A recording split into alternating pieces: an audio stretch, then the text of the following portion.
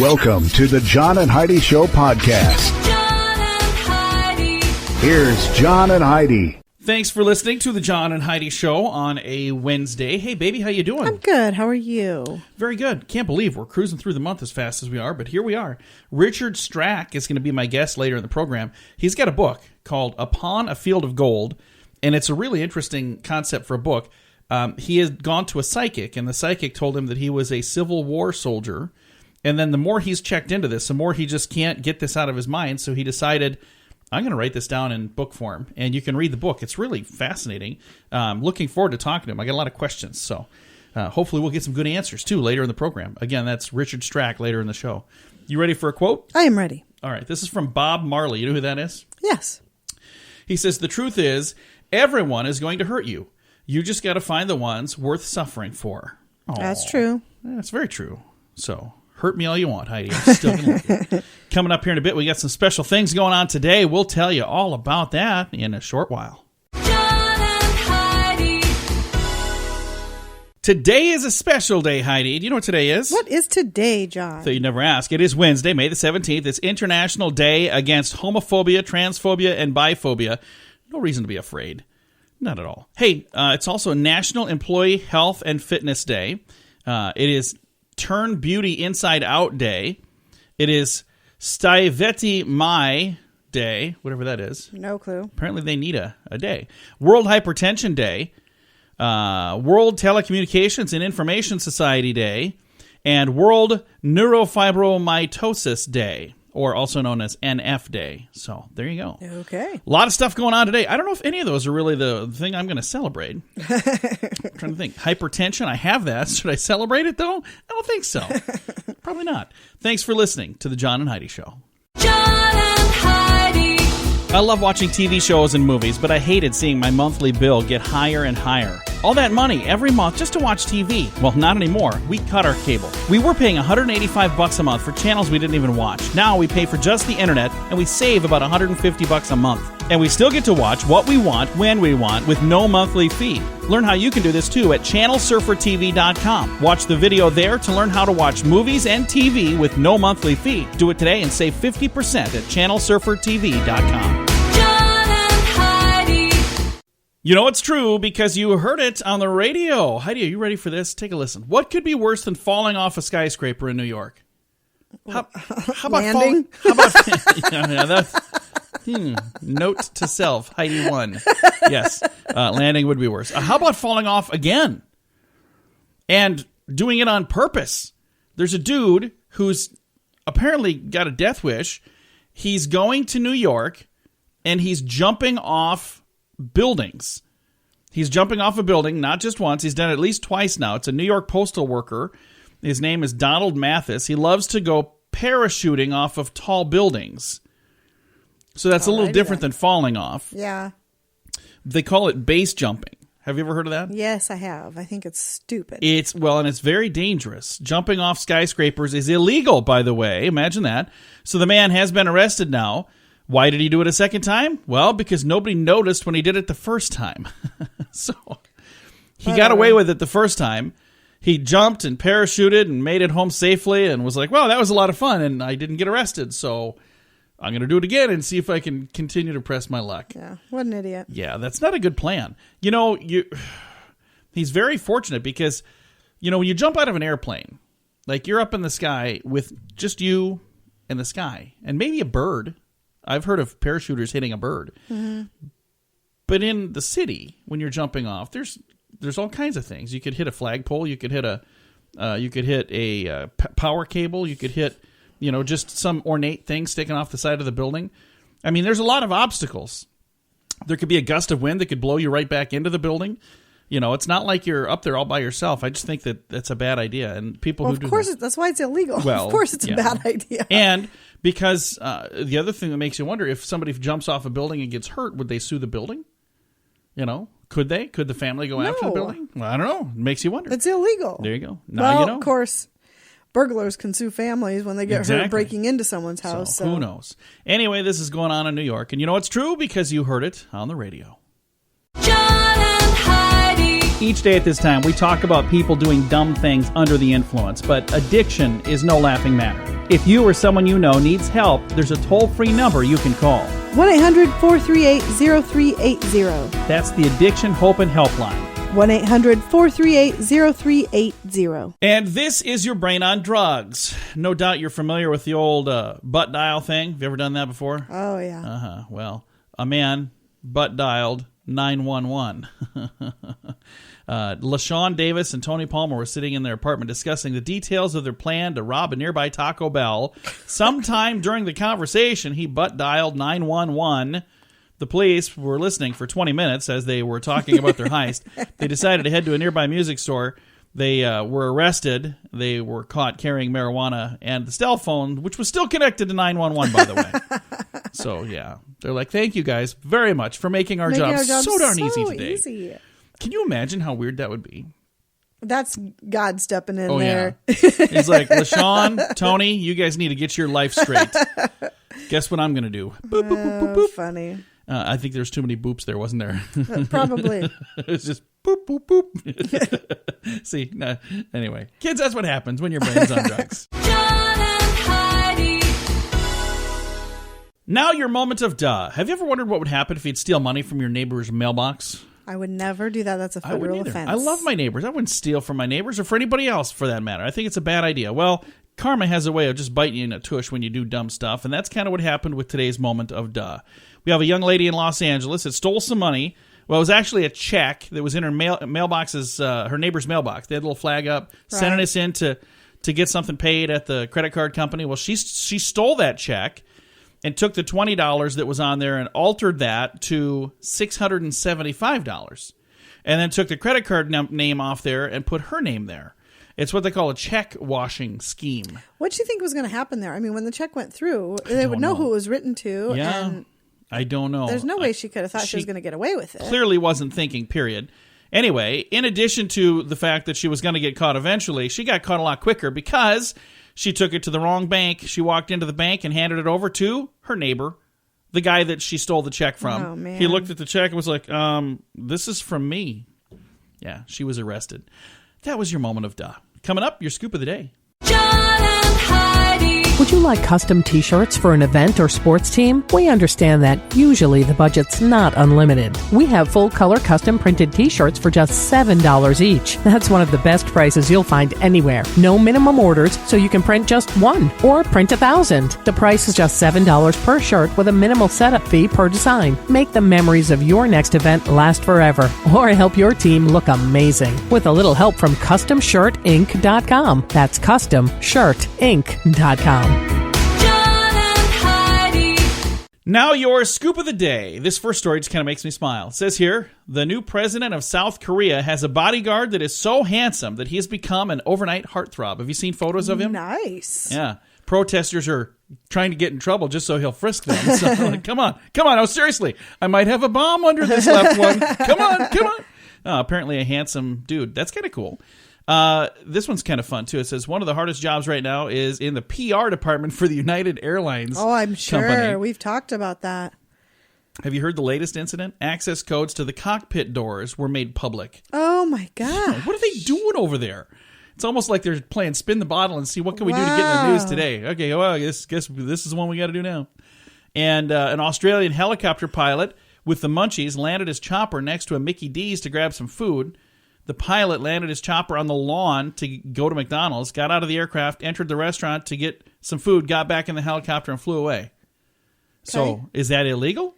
Can I you don't not believe do so. that? I think you can land a helicopter Anywhere that's flat? Like I can just I think so. land here? I don't know how that works. If that's the case, we should get a helicopter. I've been saying that for years. She actually does want to get I looked into it, though. They're very expensive. I'm sure they are. And neither of us know how to fly, so that's probably not we'll going to learn. happen. Yeah, sure we will. Hey, everybody that puts a movie out thinks that it's going to be a huge blockbuster. You wouldn't put a movie out if you thought it was going to really tank, would you? No. Well, the first tank of the year, King Arthur, falls, crashes, and burns. It is the first major box office flop of 2017. Legend of the Sword. It opened $14.7 million in North America, so they did not do well. And Galaxy, what is it called here? Guardians of the Galaxy? That's the one that's number 1. I've not seen that. I have no idea. And it's volume 2, so if we're going to watch it, we got to watch volume 1 first, don't we? I probably won't watch it. Research shows that the lead dust from bullets pose a health risk to anybody in the room.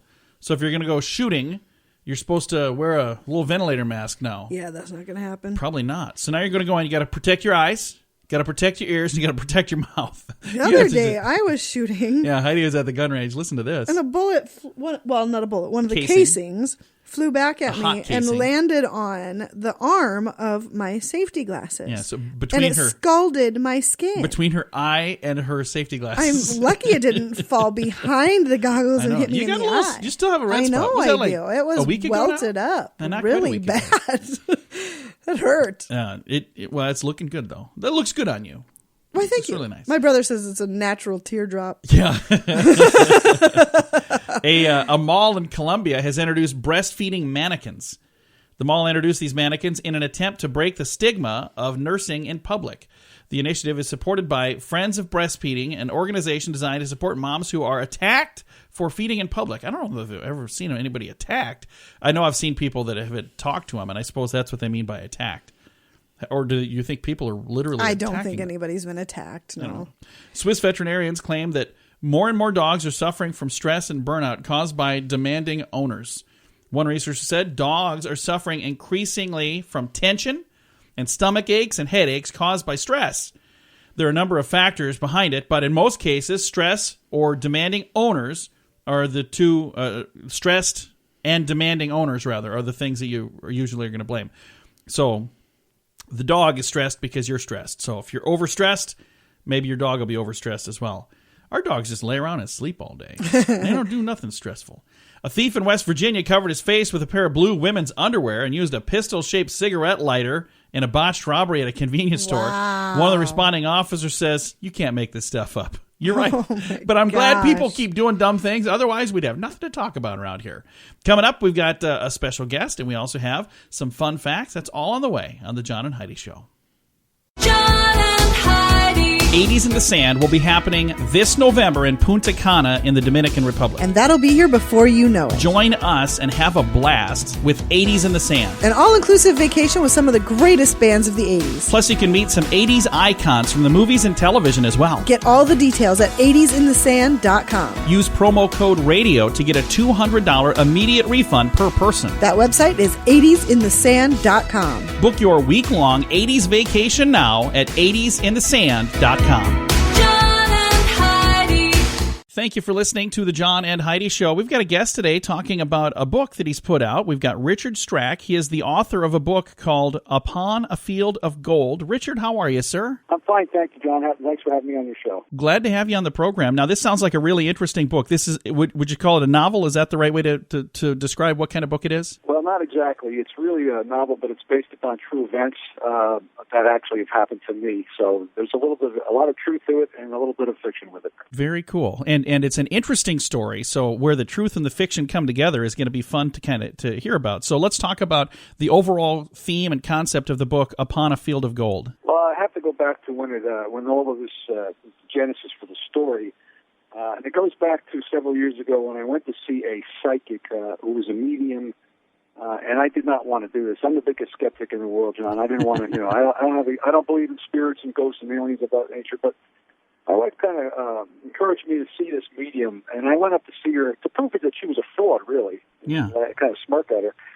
So the first thing she says to me while I'm in the room with her at a private session is that I was a Confederate soldier, and I fought in the Battle of Gettysburg. And my response was, I smirked at it. I laughed about it.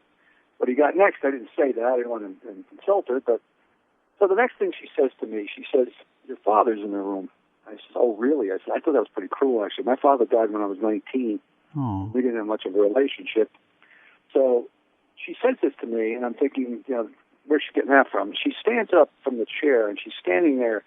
I said, what's the problem? She says, "Your father, he never could sit down or lay down. Is that true? Because he had a breathing difficulty, and he was always leaning on things, and he just couldn't rest himself comfortably in a chair."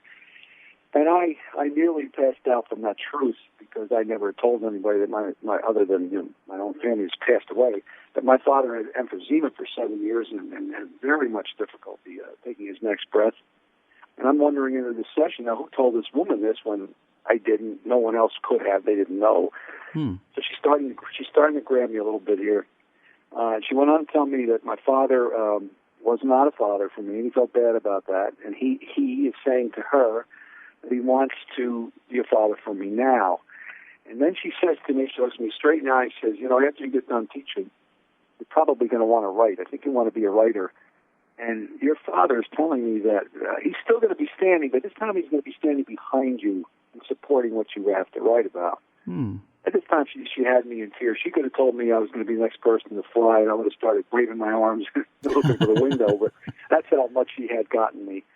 Now, I never revisited the question about the soldier. So I left that session. Probably a few years later, we get things in our heads sometimes, pictures of things, and we pass them off as imagination, even hallucinations or whatever's causing it. I get this picture of this kid in my head, and he's got blue eyes, he's got blonde hair, curly hair coming out of the sides of a Confederate hat. And it's very vivid to me. And I'm trying to dismiss it as nothing. I don't want to say it to anybody, and I let it go. About 2 days after that vision, I get another one. And this time, I see him again, but this time I see all of him in a Confederate uniform. He's marching up a battlefield, and I knew it was Gettysburg. And the whole thing is playing in my head as if it were a movie. I'm seeing I'm hearing the cannon fire. I'm seeing the smoke. I'm smelling the fire, bodies and body parts all around me as he's walking up this hill. And I'm walking. I have this sense that I'm walking with him, which is really strange, as if I were in his own shoes. And he gets to the top of this hill. I'm sitting in a public place at the time, trying not to act like, you know what I'm saying. I'm controlling. I'm aware of my surroundings, but I'm getting this thing in my head. And as he gets to the top of the hill, he's lost his rifle.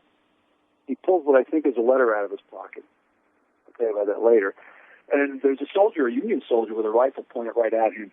And that kind of shook me. I just had to snap that out somehow, and I did. But I went home and I told my wife about this. And I said, I don't know what to do about this. I guess I could just pass it along as something that just figment of imagination or whatever. But I pursued it.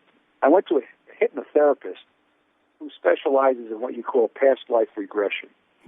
He told me that if I could get myself with his help into the state of an alpha state of consciousness, that's where the truth is paramount. There's no lying. The mind cannot lie if you're in that deep set of consciousness, because you can't fabricate. It is where everybody's truth is, and we all have our truth. Some of us, lie about it. Some of us make memories or try to pass it out of memory.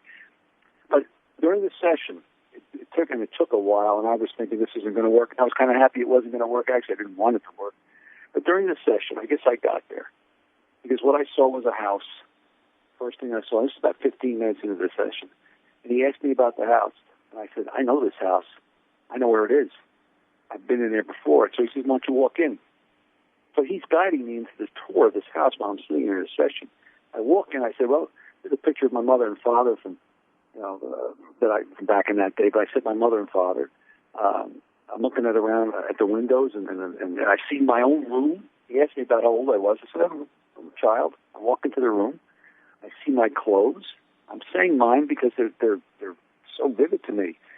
And then I walk back out, and I see a black man standing there in the room. He's smiling at me, and the hypnotherapist says, well, who's he? His name's Joseph Charles. It just popped that right out. I said, well, who's he? I said, he takes care of me. He's really my father. My father's never here. So then I walk outside the house in the back, and this is where it gets really interesting, because I see this massive, beautiful field of gold, sort of like hay or wheat, barley. And I'm walking through there, and I said, this is my field. I've been here before. I feel it. It's inviting me back, and I'm walking through this field, and I'm almost skipping. That's how happy I am. And then when I get to the top of the field, there's a big oak tree, a great southern living oak tree, huge, been there for probably forever. And I said, that's my tree. And I even named it. I said, that's Old Oaky. I'm going to go to my Old Oaky. So I go into that tree, and I'm telling the hypnotherapist, this is where I sit. This is where I wonder. And I'm looking about at this field, and this field is full of spirits and just, it's magic, it's mystical, and I'm really enjoying the moment. And then I see a young girl walking through the field towards me. It's not a clear image, but I see her, and I say, I know her. And she calls me Parky. I said, Parky, and I'm thinking Parky. And she says, Joshua Park, are you there? And I guess that was my name. I didn't know it until that point. And I said, I looked up and I said, Becky, is that you? And then as soon as I asked that question, it's like somebody hit me in the head. I'm no longer there. I'm no longer under the tree. I'm now walking the field of Gettysburg with a rifle in my hand, and I'm firing at whatever I don't see or whatever I can see. I'm scared out of my mind. And all the people that all my soldier friends that I've known are falling around me, dying, dismemberment, you name it. It's the most graphic, horrible thing. And I'm vividly describing this in this session until I get to the top of that hill again. And this is something that's coming back to me. So I get to the top of the hill. I have no rifle. I reach in my pocket, and I take out a letter. I know this letter is from Becky. I don't know I can't remember what it says. And I'm standing looking at that gun pointed at me by that Union soldier. And then at that time, the therapist tried to say, maybe we should stop this. No, I have to finish this. And then he pulls the trigger. And I'm sitting in this session. I feel this pain in my chest. I actually grabbed my chest. And I sat back. I crawled myself into a fetal position. Tears coming down my face. A grown man in a public place. In an office building. And I'm just shaking. And he goes and gets me a blanket, puts it on me. And I look at him, and the dumbest thing I think I could say to him was, I think I'm dead. He says, no, you're not. You died then, but not now. And I said, well, what happened? He said, you just told me what happened. You were definitely in a state of consciousness, alpha state, because you couldn't have made any of that up. Now, what do I do with all that? Yeah, it was a wow, and I'm driving home thinking, I don't really need, it's a burden. It's not like, wow, this is a great thing. What do I do with it? Why? None of it makes sense. 19-year-old boy from Alabama becomes a 60-year-old man in Pennsylvania. Come on, let's draw the logic to that, and there's none. So I get back home. I don't even want to tell anybody because they're going to say, you know what, there's a mental institution down the road, we're going to get you checked out. Excuse me. So, and I would have laughed and said, let's go. But a dear friend of mine said, who believed what I told him, because I shared it with him, he said, Rich, we got to go to Gettysburg.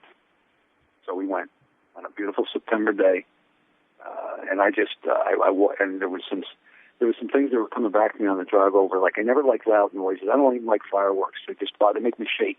Maybe that has something to do with cannon fire. I'm trying to make all these analogies. When I was a kid, I loved the Alabama football team. When I was a teacher, I loved teaching Mark Twain and Huckleberry Finn and Southern Lit, William Faulkner, all this stuff. Why? I've never lived anywhere in the South. Further south I ever went was Disney World, and that has nothing to do with what I'm talking about.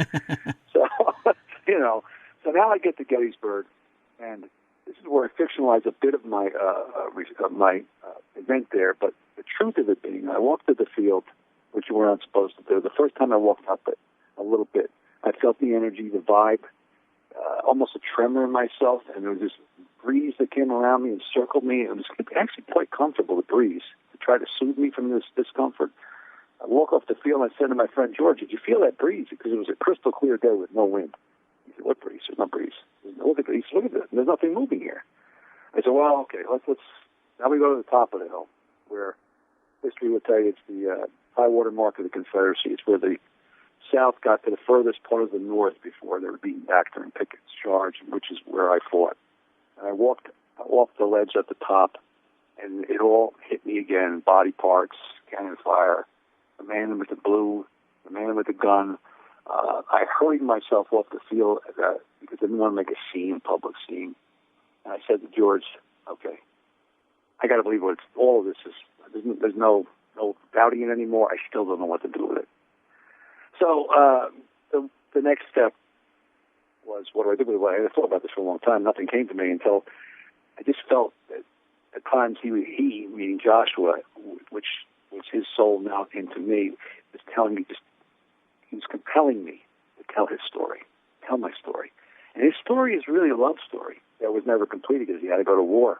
Oh. His relationship with Becky, was spiritual. She was the same as a different kind of kids. They would look out at clouds. They wonder about the moon. They would talk about immortality. people who die come back to this field and they live here forever. It's so serene. And then when the war kept calling, came call for him, they wrote letters to each other, promising each other that if they did not have a chance in their lifetime to complete their love, that they would have another opportunity in another lifetime. And I'm going, wow, with all that. I'm writing this novel, and it's spilling out of me like as if he's writing it, not me. I tried writing an outline in the beginning. Forget that. His voice took me everywhere where it needed to go. Right through all of his comrades, right through all of his experiences. Not all of them, but the most important ones. And at the end, I don't really know everything about his life, but it was purposeful to write this story. People may say, listeners may say, well, you made it all up to sell a book. I don't know if anybody can make everything all up to sell a book, but it certainly was not this experience for me. And when it comes to the subject of, reincarnation, I don't know if I want to use that word here because a lot of people think that's defined by, you make a mistake in one life, you get a chance in another, or you're a 5-year-old boy and you know how to play Beethoven, so you must have been. None of that happened. This is just 19-year-old Alabama kid comes to the 60-year-old Pennsylvania man. And the compound problem, and this is also shared in the book, is my wife is 24 years younger than me, and that in itself is we had a spiritual connection for that, which I dismissed that as a relationship, but it was powerfully spiritual. But now that I have this obsession with Joshua Clark, that compounds the problems. And, obviously, life doesn't go forward as ordinary as it would have with your wife. So that's kind of chronicled in the story, too. I don't want to give away where it goes and what it's going to mean at the end, but I just think it's a story I feel so good about telling. It's my first novel. I don't know what people are going to think. I've already had great reviews from a few readers.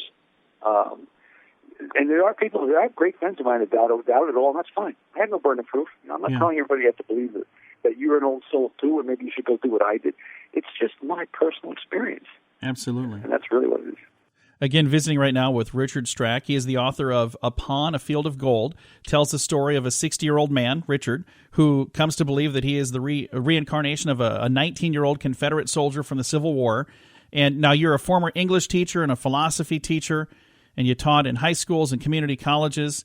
And when this book came out, you were kind of saying just a little bit ago that some of your friends were going, I don't know if that's legit. What kind of a response have you gotten from, not everybody, of course, because you're going to have people on both sides, but when you share this story with, well, in air quotes, say most people, what do most people think when you tell them about this? Most people are intrigued by it. And I'm going to give you the reason that I think most people, not most, but some people, maybe yourself, that has felt, maybe I did have a former life. Maybe I was an old soul. It sort of opens a door to some creative thought. Not that it has to be pursued, but it also suggests a different type of immortality, and that's really not, I don't push that theme in the book, but it is what it is.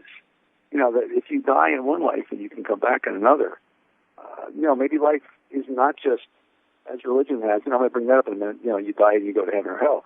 Now, I have a very good friend of mine, John, who's a retired Catholic deacon, and of course he doesn't buy into any of this, and I'm not asking him to. He's a very religious man. He's very indoctrinated and has his convictions about Catholicism, and I respect that. And he just sent me a review of the book, loved it all, can't buy into the reincarnation thing. And I said to him, we had this beautiful dialogue on spirituality. I said, spirituality doesn't have to come from, and nothing wrong with organized religion. There's a lot of people get a lot of that, and that's great. But it doesn't have to come from a Bible, a book, or a priest or a minister or a rabbi. It's a really personal experience, deeply personal. And for me, I've always been kind of that way without realizing it in terms of, just having a dysfunctional childhood. I used to go outside a lot and wonder about this whole universe that we live in. And I think, what? Why was I born into this universe? Was it just a random event? Or was some entity said, hey, you know what? You got life. I'm going to give you life, and I'm putting you here in this universe. I look at this universe, and I say to myself, trees, plants, sky, it's all systematic. It all works. It lives, it dies, it procreates, it survives. It's perfect. I believe it's designed. I can't believe it's a random event. So if the universe isn't a random event, then how am I random? Or how are you random? we put into this world, and we do the mechanical life, go to school, we make plans. That's another thing. I mean, come on. Plans? I had a lot of plans. None of them went the way I wanted to. You make plans. And then you get people coming to us, bad events, good events, failure. There's another door. The door closes, you open another one. I mean, these are things that are telling us we need to move to different directions, not the way we intended it to be.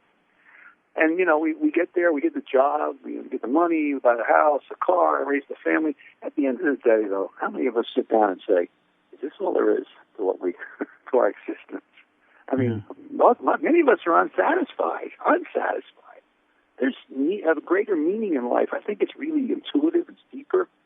I also think a lot of us have a talent, a skill that maybe we tapped into at a point. I know a man who worked as an accountant and was miserable for 30 years with it, couldn't wait to retire, made a lot of money, that was beside the point, didn't care. And then he finally retired and he did what he really always wanted to do, and that was write poetry. Nice. He just wanted to write poetry. I know another guy who builds birdhouses, and he doesn't make it to be the greatest thing in the world, but it's just him. He's in the house. You can see his emotions when he builds these houses. So what are we here for? What is this thing we call life? It's just something to... And then I used to say this to my kids in my class, deathbed disappointment. I said, you kids are 17 years old. You don't want to be thinking about that, but it's going to come someday. And if you have the opportunity to be lying on that bed, or hopefully at a very old age, are you going to say to your surviving family members, boy, if I had made more money, if I'd worked that extra hour, if I bought the Chevy truck instead of the Ford truck, nobody's going to say that. The regret would be, I should have spent more time with myself, with my family, figuring out what really would have made me happy. So let's not wait to that deathbed. Let's do it daily. I mean, no one knows how long. I have young children. I tell them every day, live today like it's your last. Live today like it's your last. Well, make sure you get out there and live while you're alive to do it. I'm fascinated by this story. I think it's a really cool story. Again, we're visiting with Richard Strack. He's the author of Upon a Field of Gold. One of the things I was going to ask, have you had a chance to look into Joshua to see, if this guy existed somewhere, and have you been able to track him down at all, or have you even tried? That's a great question. I'm going to tell you the answer is yes. I've researched. I've actually quite a while ago, spent hours and hours and hours of looking at pictures, and there are quite a few of Confederate soldiers. I never found them there. I even looked at a lot of corpses, because if you look at battlefields, there are photographs taken back in the 1800s of dead soldiers. I did not recognize what I saw in my head in any of the pictures. I tried looking up his name. I believe he was in an Alabama infantry regiment. I did not find it. I tried finding his name in Gettysburg. Now, Gettysburg, many of the dead soldiers were just thrown in ditches, and there's a graveyard there with a lot of graves that simply say unknown soldier. Yeah. And they were never identified. I did find one day, though, and I wasn't looking for it. It just popped up on my internet, assuming, where a facial picture of. I said to my wife, "This is me." It was a little on the grainy side. It was identified as unknown private in the Confederate Army. Somebody took a picture of him, and that's the one I cling to as close as what I can see in my mind. There's no doubt in my mind that he existed. The other connection I want to make with you, if I could, is years after Gettysburg, a Southern entrepreneur asked permission to come up to the battlefield after the war was over and take whatever he could find, body parts, skulls, bones, kind of gruesome thing, but back south where they belong. So he found what he could. He got on a boat. He sailed back to the James River in Virginia. A lot of people stand there, relatives, never saw whatever happened to their kids. All he could say was, our boys are home. And none of that hit me until I saw the date that he arrived to talk about that was June 15th, which happens to be my birthday. So I don't know if that's, you can make coincidences. That's a bit of an extreme coincidence, and there are others I made along the way. Anyway, Josh was real. I have a picture of him. I just so feel him, and he, and it's just, it's a revelation. It's what it is. And back to that other question about whether people want to believe this or not is really not the point. The point is that I do. Yeah. And it's my personal thing here. And you know, my feet are on the ground. I'm not walking around, you know, becoming weird with all this. I do my thing every day. But it's just a part of me that's really opened up my spiritual opportunities in life to really connect with other people through this. Well, Richard, thank you very much for sharing your story, not just with us here on the program, but also in the book, Upon a Field of Gold, and it tells the story. This book is available right now. Where can we find a copy of this book, Richard? Okay, there's two places. I have a website. The website is uponafieldofgold.com, or you can go to Amazon Books. It's available in ebooks as well as in the print version. So those are the two places you can purchase the book. Richard, thank you again for your time today. I appreciate it a bunch. Thank you very much, too. I appreciate you having me on the show. Absolutely. Again, Richard Strack, author of Upon a Field of Gold. It's available right now. Thank you so much for listening to The John and Heidi Show. John and Heidi. Would you like custom t-shirts for an event or sports team? We understand that usually the budget's not unlimited. We have full-color custom printed t-shirts for just $7 each. That's one of the best prices you'll find anywhere. No minimum orders, so you can print just one or print 1,000. The price is just $7 per shirt with a minimal setup fee per design. Make the memories of your next event last forever or help your team look amazing with a little help from CustomShirtInc.com. That's CustomShirtInc.com. John and Heidi. Fun fact for you, Heidi. What's that, John? During the first Super Bowl in 1967, NBC was still at commercial break when they kicked off at the second half, so they actually had to kick off twice for the second half. They're like, no, stop. We got to do over. They were still playing ads. Fun fact for you, Heidi. What's that, John? Bob Dole is 10 years older than the Empire State Building. Really? Yeah. I always liked Bob Dole. He seems like a fun guy. Fun fact for you, What's Heidi. that, John? Hang on. I just lost my spot here. Roy Rogers' horse was named Trigger. I knew that. Yeah, I think I knew that too. Fun fact for you, Heidi. What's that, John? The sweet tooth trumps all. In an economic downturn, Americans are shopping for candy even as they pinch pennies in other places. Candy's big players are seeing a huge bump in sales. Cadbury, Nestle, and Hershey all reporting rise in profits right now. That is a fun, delicious I can see that. fact When right you're there. down, you need chocolate. Oh, that sounds Chocolate really and good. booze. I bet booze is doing well, too. Probably. And our final fun fact for you, Heidi. What's that, John? The most popular casino game is, you know what it is? Poker. No, it is blackjack. Really? Yeah, I won a blackjack tournament once. Yes, It was you did. only me and two other people in it. It wasn't very not. good. It wasn't. Don't be impressed. Really, it was not impressive. Coming up, we got something about your mail lying to you. That's on the way. John and Heidi. Have you thought of starting a home-based business but didn't like the idea of calling family and friends? This top-quality fitness and health products company lets you take advantage of their advertising power to reach people who wish to add a few hundred or a few $1,000s a week to their income by following a simple system. Plus, everyone who joins the team after you benefits you as well. To learn more about how you can leverage your time to help others get healthy and create wealth from home, call Scott Smith at 866-741-7242. That's 866-741-7242. John and Heidi. Thanks for listening to the John and Heidi Show. For those of you who still get mail, and I know most of us still get some mail, but it says here, U.S. Postal Department says these are the 5 biggest fibs told to consumers through their mail. You are a guaranteed winner. No, you're not. You're not a guaranteed winner. If it says that, your mail is lying to you. Usually, you're asked to pay for something in order to get the prize, which turns out to be junk anyway. This chain letter is legal. It says no, any chain letter that asks for money is illegal. So if it's a chain letter, under the actual definition of chain letters, it's not legal. Another one, your mail lying to, stuff envelopes at home and earn big money. No, the scam works like this. You send them money for a plan. The plan is that you're supposed to send letters asking people to send money to you for a plan.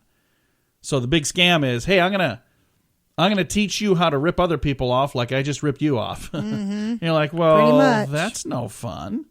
Another lie in the mail says, your humble assistance is highly solicited in the transferring of millions of dollars available from the Nigerian National Petroleum Company to share with your good self. All we need is your bank account number. Yeah. Now, this has actually been upgraded to email stuff now, and now it's even on social media. The scam is they always ask for some good faith money, and then they disappear. And do you know anybody that's ever fallen for that little scam? I do not. I know somebody that fell for one where it was a woman who was going to come and like live with him and be his girlfriend or whatever from a different country. And he gave her a bunch of money over the internet. And I Here's the crazy thing. He did this twice. I'm like, what were you thinking? Don't do that. And then the last one on here. You've been selected to receive a fabulous vacation. That's the final U.S. Postal Service lie. Says, after you pay a one-time membership fee, and then you have a bunch of other things you got to pay, and then you're stuck with a bunch of vacations that you're going to have to take for the rest of your life because you signed up for some long-term thing. We've kind of fallen for something similar to that at one point. Yeah, we Anybody did want to buy a timeshare? We'll sell it to you. I mean, Stupid. we'll give it to you. It was a bad idea. A very bad Coming idea. up here in a bit, we've got a science experiment gone wrong. We'll tell you about that in a moment. John and Heidi. I love watching TV shows and movies, but I hated seeing my monthly bill get higher and higher. All that money every month just to watch TV. Well, not anymore. We cut our cable. We were paying $185 a month for channels we didn't even watch. Now we pay for just the internet, and we save about $150 a month. And we still get to watch what we want, when we want, with no monthly fee. Learn how you can do this too at channelsurfertv.com. Watch the video there to learn how to watch movies and TV with no monthly fee. Do it today and save 50% at channelsurfertv.com. John and Heidi. I don't know what these guys were doing. This it says science experiment goes terribly wrong at an elementary school. Now I got to just pause for a second. When I was in elementary school, we didn't do cool science experiments like this. Did you guys do like crazy, wild experiments in your elementary school? I never really went to elementary school you did. When you were just a kid, before you were old enough to drive. The only thing I remember about science is dissecting a frog. I don't remember doing anything other than that, really. Well, it says things went horribly wrong when a solid fuel rocket built by kids for a school science project landed on a nearby house, causing hundreds of thousands of dollars in damage. We shouldn't laugh because that's really sad. The school's annual science project was launched from the school's playing field. It sparked a fire after hitting a neighbor's property. Hundreds of thousands of dollars in damage. Do you think the kids still got an A? They're like, well, hey. It flew. That was a pretty impressive flight. You know, up until the old flames on the house and such. I think that would just be crazy. So, again, as I was a child, we didn't get to do that kind of cool stuff. If we did, I might have actually gotten a job in the field of science. Wow. I probably would have paid more attention. We just were burned down doing half cool the stuff. neighborhood. This is awesome. All right, coming up, we're going to talk about a 11-year-old and a cool happy birthday. It's on the way. John and Heidi. Kind of an interesting story here from an 11-year-old by the name of Roland Hooper. Was recently eating his birthday cake when a couple of armed response officers and a riot van showed up. Well, turns out the birthday boy, it's not like they were just coming to wish him a happy birthday. He had been shooting a gun at the neighbor's house. It was a pellet gun. And then he was taken into custody, questioned for 2 hours before released on bail. The pellet gun was a birthday gift from mom and dad. They claimed their son was only firing at a target in the backyard, but the neighbor said, no, he was shooting my house and I've got pellets to prove it. So, happy birthday to you. On your 11th birthday, you got to go to jail for 2 hours. Try to top that one. I doubt he was in jail. I'm sure they were just talking to him. Being questioned and detained for 2 hours. It doesn't say if they took him downtown. I don't know. I don't know how that works. Coming up, we got more fun stuff to share. Thanks for listening to the John and Heidi Show on a Wednesday. John and Heidi. It's almost graduation time. If you have a son or daughter finishing high school, you need to hear this. They can go to college without racking up a pile of student loans. Matthew Einstein did. He saved over $70,000 on a top-rate education. Then he built a system to show you how to do it too. Learn how you can use this system for your kids or for yourself. Go to freeeducationuniversity.com. Sign up now and get a free 60-minute private consultation with Matthew. Use promo code RADIO20 to save 20% at freeeducationuniversity.com. That's freeeducationuniversity.com. John and Heidi. One of these days, Heidi, I think you and I need to write a book. Okay. A book on parenting. Oh, yeah, because we're so good at it. We did such a bang-up job. Actually, I think our kids did turn out pretty darn good. But it says here, and then this would be part of it, and it says, is your child embarrassed to be seen with you in public? What can you do? So this is not from us. This is from somebody else. But it says, first thing is, don't take it personally. It's not about you. It's not about your outfit or your lipstick or the way you cheerfully try to liven up the conversation as you chauffeur your youngster and her friends around town. It is simply your existence that proclaims to the world that this youngster has not quite grown up yet. So they're not ashamed of you. They're ashamed of the fact that they need you. That's what's going on. Next one is, This does not mean that your kids get to treat you as though you're the carrier of some contagious disease. After you're driving them around, they should still be really nice to you. They don't treat you like a doormat. Next, start by adapting a more amused point of view to the whole darn thing. So it says here, bob your head to the music that they're listening to and do that kind of stuff. It says the kids will usually slump down in the seat if you do that. I remember us singing along to some music one time with the windows down. Our kids thought that was awful. It was not their kind of music. It was our kind of music. We're singing along as we're pulling them up to the school, and our daughter's like, just turn the radio down. And then the last thing is set realistic standards for how long your kids and you and your kids will overlap. They move through a stage. They don't want to take their judgments out on you personally. It says one day you'll just find yourself rocking out with your youngster as you drive down the road listening to a great tune, both heads bobbing for all the world to see. Because they get through this point at some time. So if you've got kids that are in that point where they don't want to spend time with you, it's okay. Someday they'll want to move back in with you. So, all right. Coming up, we've got some good news to share. That is on the way. Thanks for listening to The John and Heidi Show. John and Heidi. This portion of The John and Heidi Show is brought to you by The John and Heidi Show. That sounds kind of funny, but it's true. Go to your local radio station and ask them to start carrying The John and Heidi Show. Here's the best part. They can carry the show for free. They play a couple commercials, but it doesn't cost them anything every month. So if you know a radio station that could use a little bit of help, send them our way. Send them to johnandheidishow.com. Again, johnandheidishow.com. We would love to do a radio program in your community. Then you could listen to the podcast and listen to us on the radio. John and Heidi. We always try to wrap things up around here with some good news, and I think this is kind of good news. This is kind of a fun story, Heidi. It says Christopher and Christina Sanders became foster parents, and when they did, they made a deal with one another. They said no matter how many children come to their home, they would do what they could to keep existing families together and not sentence the children to lives of being shuffled between different households. So they're saying, hey, if there's 6 kids that are coming, we're going to keep them all together. Right. We're not going to break them up. So that they kept their promise last week when they officially welcomed 6 new children all at the same time. They wanted to stay together into the family. Caleb and his siblings, Cody and Christian and Kaylee and Carson and Chloe, they were adopted into the family that already included the Sanders' 5 biological children. So now Christopher and Christina have a total of 11 kids in the house now. Wow. That is absolutely awesome that they would be able to do that, though. Isn't it nice that they're able to do that?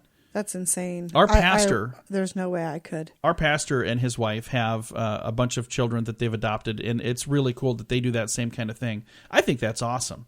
And we've got a dear friend, Chad, that he and his wife have adopted some people, or some kiddos in their family, and I just think it's really cool. So for people who've done that, who've opened their hearts and opened their homes, thank you. Think about what a better world it is for these kids because of that. Mm-hmm. I mean, it's just so cool. If you'd like to read this story about Christina and Christopher, you can find that on our Facebook page, facebook.com/John and Heidi Show. Time to say goodbye, Heidi. Goodbye, Heidi. Goodbye, everybody. Have a great Wednesday. We appreciate you listening. We've got Dear John letters tomorrow, so if you've got an idea for one, we already have one picked for tomorrow, but you can certainly be on there for next week if you go to facebook.com/John and Heidi Show.